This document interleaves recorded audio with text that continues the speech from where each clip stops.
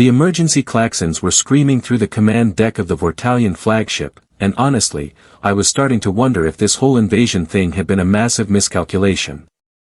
My name is Krell, 2nd Tactical Officer of the Endless Triumph, and I've been part of 17 planetary conquests before this one. 17. Not a single one had gone sideways like this. Commander Thane. I shouted over the noise, my 4 arms frantically working the sensor array. The human is moving again. Commander Thane, all 7 feet of scaled fury, slammed his primary fist against the command console. The impact sent a shudder through the metal, which, let me tell you, was not helping my already frayed nerves. One human, he hissed, his voice dripping with the kind of disbelief that makes you question your entire career path. We have lost 800 soldiers to one human. 843, sir, I corrected, immediately regretting it when his eyes fixed on me. The 3 scout teams we sent to Grid 7 just went offline. You might be wondering how we got here. Fair question. Let me back up. 3 cycles ago, we arrived at Earth. Beautiful planet, really. Blue oceans, green continents, the whole aesthetic package. Our intelligence said the humans were soft, fractured, barely capable of defending their own cities, let alone their entire world. Perfect targets for the Vortalian Empire's expansion agenda. We'd done this 100 times before. Drop overwhelming force, demand surrender, integrate the survivors into our workforce. Standard procedure. The initial bombardment went exactly as planned. We knocked out their major military installations within the first hour. Their aircraft fell from the sky like wounded birds. Their naval vessels became expensive underwater monuments. By the time we deployed ground forces, we figured the hard part was over. Spoiler alert, we were wrong. So incredibly, spectacularly wrong. The first sign of trouble came from landing zone Theta. Captain Vex's battalion, 300 strong, had secured a human military compound outside what they called New York. The humans inside had surrendered without much of a fight, which should have been our first clue that something was off. Humans, we would learn, are sneaky when they want to be. Vex reported that the prisoners were cooperative, almost cheerful. One of them, a female with short dark hair and a smile that apparently made Vex uncomfortable, kept asking about our supply lines. Odd question from a prisoner, but Vex didn't think much of it. He should have. 12 hours later, Vex's entire battalion was gone. Not dead, mind you. Gone. As in, we could not find them. 8 tons of Vortalian soldiers, fully armed, simply vanished. The last transmission we received was Vex screaming something about the walls having teeth. Make of that what you will. High Command decided that clearly, we had underestimated local resistance. They tripled the deployment. 15,000 troops hit the surface, armed with plasma rifles, shock cannons, and enough firepower to level a mountain range. We spread across 3 continents, establishing forward bases and preparing for sustained resistance. That's when we met Marcus Hale. I should mention that humans have this tradition of keeping records, of writing down their stories. We found some of these records in the ruins of their military bases. One of them called people like Hale, ghosts. Another term was Reaper. My personal favorite, though I didn't appreciate it at the time, was Nightmare in Human Skin. Marcus Hale was not a general. He was not even particularly high-ranking in their military structure. According to the files we recovered, he had been a sergeant in something called the Special Operations Command. His official record listed him as missing in action after a mission went wrong in some desert region 3 years before our arrival. The humans thought he was dead. They were wrong about that too. The first attack happened at Forward Base Delta, an installation we'd set up in what used to be called Colorado.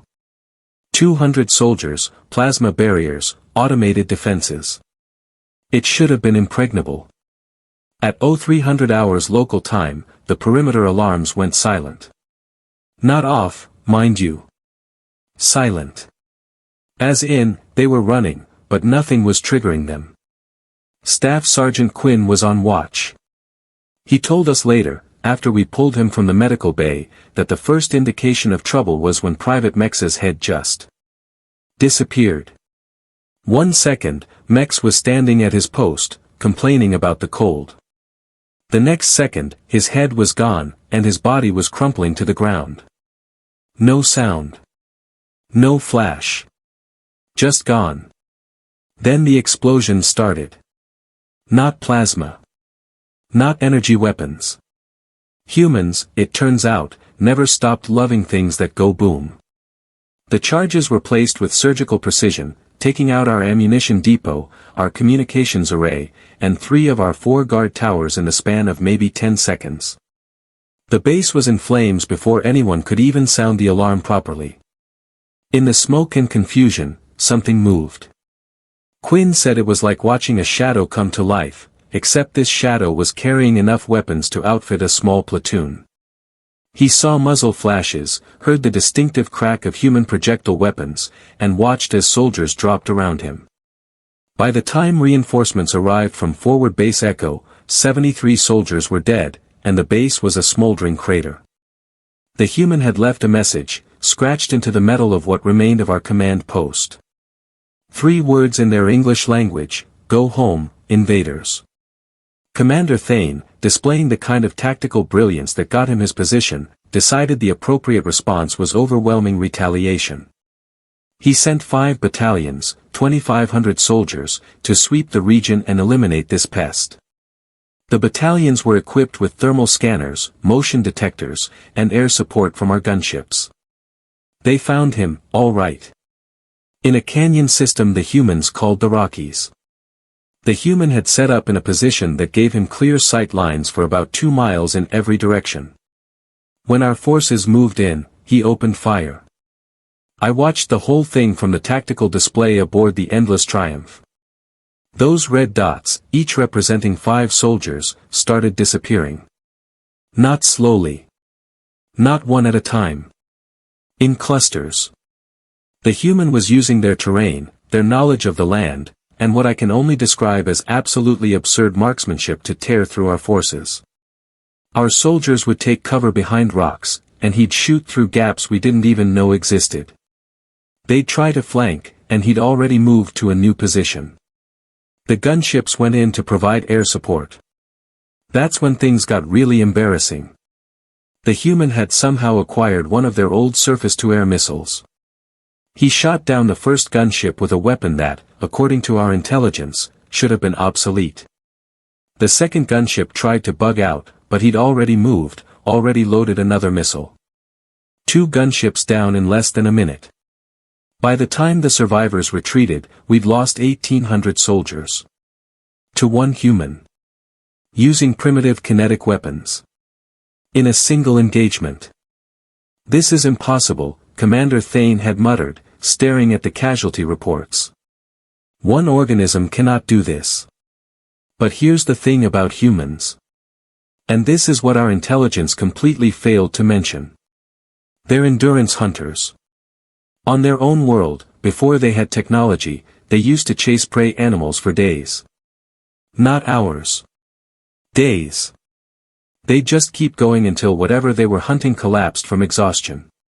And when you combine that biological quirk with training, with motivation, with anger at an invasion force, you get Marcus Hale. The attacks continued. Forward Base Lima. Forward Base Tango. Supply convoys. Scout patrols. Anywhere we went, he was there. Or he'd been there. Or he was about to be there. The man was operating on maybe 2 hours of sleep every 3 days, according to our best estimates, and he was still outmaneuvering forces that should have crushed him through sheer numbers alone. High Command sent in the Black Scale Division. Elite troops. The best we had. 3,000 soldiers who'd never lost a battle. They deployed with orders to capture or kill the human, no matter the cost. Their commander, a decorated veteran named Scrix, actually laughed when he heard the reports. 1 human, he'd said. My troops will bring him to you in chains. Scrix's confidence lasted approximately 6 hours. That's how long it took for Hale to turn the Blackscale's own tactics against them. He hit them at night, using some kind of human technology that let him see in complete darkness. He set traps, ambushes, used their aggression against them. When the Blackscales tried to pursue, he led them through a minefield. Not one of ours. One he'd made himself using our own unexploded ordnance. The Blackscale Division ceased to exist as a fighting force after that engagement. 1,700 casualties. 800 more too psychologically damaged to continue. Scrix himself was found 3 days later, wandering in shock, muttering something about red dots dancing in the dark. That's when command made the decision to pull everyone back to defensive positions. We'd gone from an invasion force to a besieged garrison in less than a month. Our troops wouldn't patrol anymore. They huddled in bases, jumping at every sound, treating every shadow like it might be him. Morale was in the toilet. Desertion was becoming a problem. We'd come to conquer a world, and instead, one human was conquering us. "Sir," I said, checking my display for the 15th time in as many minutes. Multiple contacts approaching forward base Zeta. Thane's head snapped up. Multiple. He's not alone. I zoomed in on the sensors, and my stomach dropped. No sir. It's still just him. But he's driving one of our troop transports. And it's full of our own plasma charges. The implications hit everyone on the command deck at the same time. He wasn't just attacking anymore. He was preparing for something bigger. "Get me a channel to Zeta." Thane roared. "Evacuate that base. Now." But it was too late. It's always too late with humans like Hale. The transport smashed through Zeta's main gate doing what must have been 80 miles per hour. The explosion that followed registered on seismic sensors 200 miles away. Forward base Zeta, which had housed 400 soldiers and enough supplies to last 6 months, was simply gone. A crater remained, still smoking, still burning with plasma fire that would probably keep burning for days. And somewhere out there, in the ruins of a civilization we tried to conquer, Marcus Hale was already moving to his next target. "Commander," I said quietly, pulling up a tactical map that showed our remaining positions. "At this rate, we'll have no ground forces left within 2 weeks." Thane stared at the map, his scaled face unreadable. Finally, he spoke, and his voice carried a weight I'd never heard before. "Contact High Command. Tell them we need to reconsider our position on Earth." "Sir?" I asked, not quite believing what I was hearing. "Tell them," he continued, each word careful and measured, "that we are not fighting a resistance. We are being hunted by something we do not understand. And if we stay here much longer, there won't be anyone left to send the message." The response from High Command came back in less than an hour, which should have been my second clue that things were about to get worse. The first clue was the fact that they were sending someone from the Imperial War Council itself. When the upper brass gets personally involved, it's never good news. Admiral Vorn arrived with a fleet of 12 warships and 20,000 fresh troops who had absolutely no idea what they were walking into. Lucky them. I almost envied their ignorance. Almost. Vorn was old, even by Vortalian standards. His scales had gone silver around the edges, and he carried himself with the kind of confidence that comes from winning too many battles to remember them all. He materialized on our bridge in full ceremonial armor, took one look at Commander Thane's exhausted face, and actually chuckled. "So," Vorn said, his voice like gravel in a blender.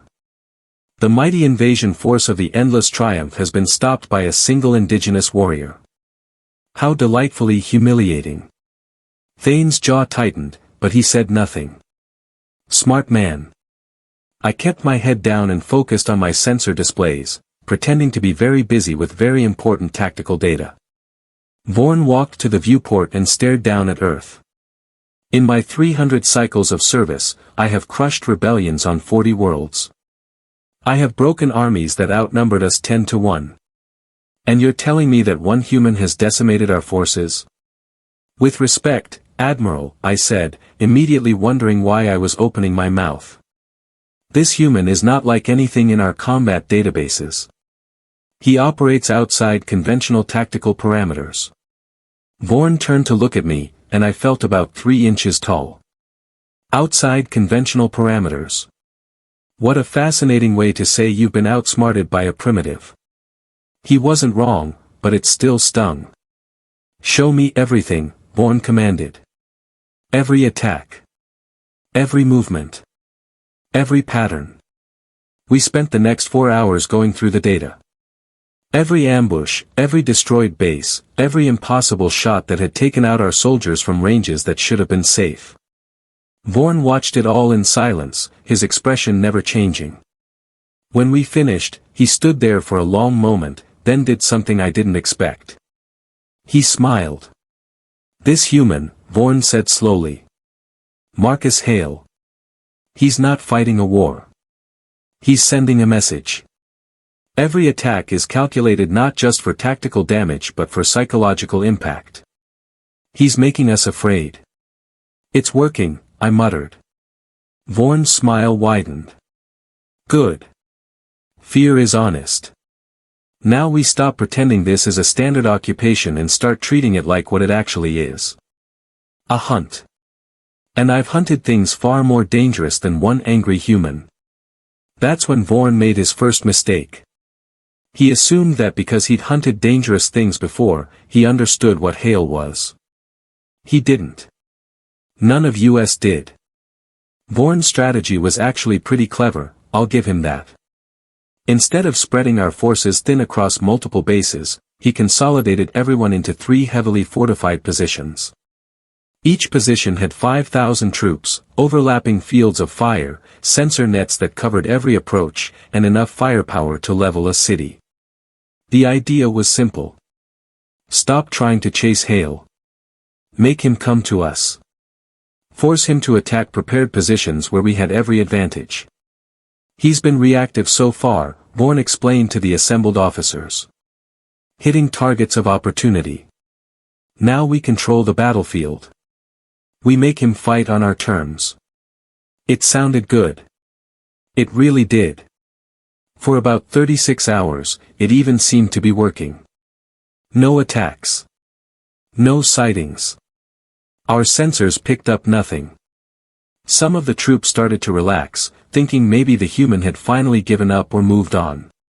Then the water supply at Fort Prime started making people sick. Not immediately. That's the thing about human chemical warfare, and yes, that's exactly what Hale had done. He'd somehow infiltrated our water purification system and introduced a biological agent. Nothing lethal, thankfully, but within 12 hours, 2,000 soldiers were in the medical bay with symptoms that ranged from merely unpleasant to absolutely debilitating. The medics were overwhelmed. The toilets were overflowing. It was not our finest moment. While half of Fort Prime was incapacitated, Hale hit Fort Steele. He didn't attack the fort itself. That would have been suicide, even for him. No, he went after something much more valuable. Our supply line.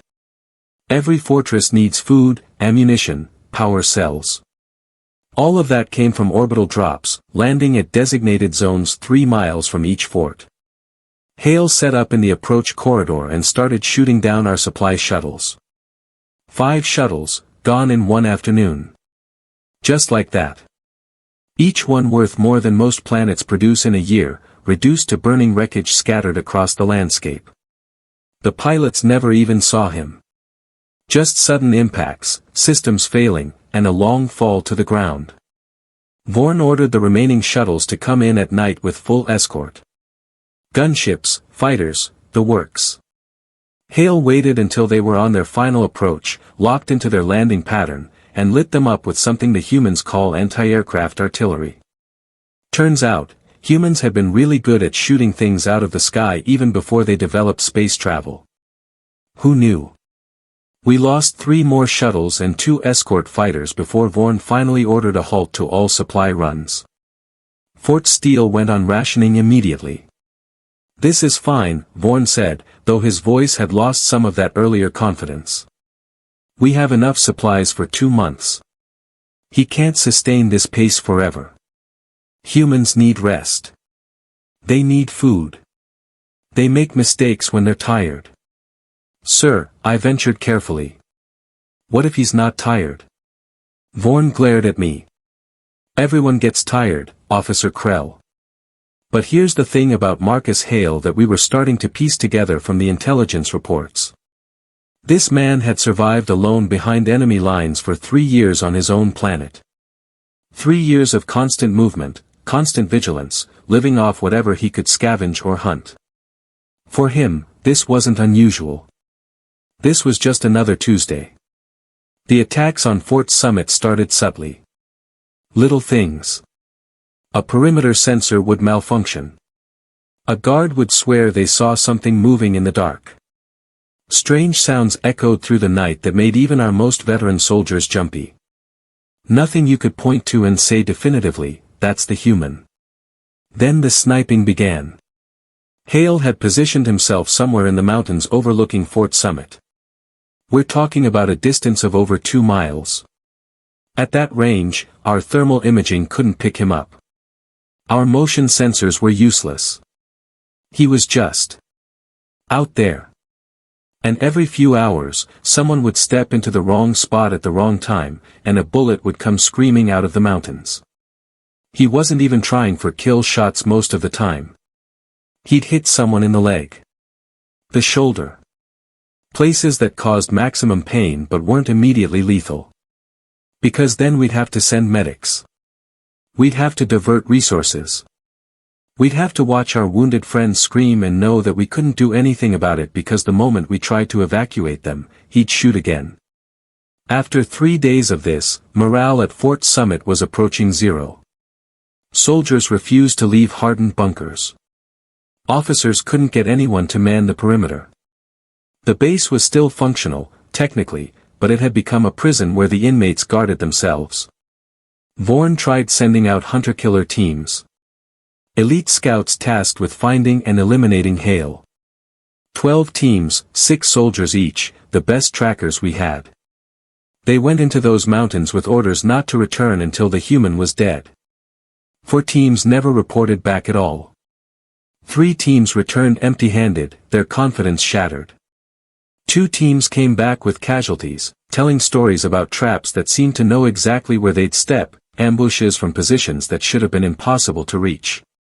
And 1 team, just one, actually managed to spot Hale. They got off maybe 5 shots before he disappeared into terrain that their scanning equipment swore was solid rock.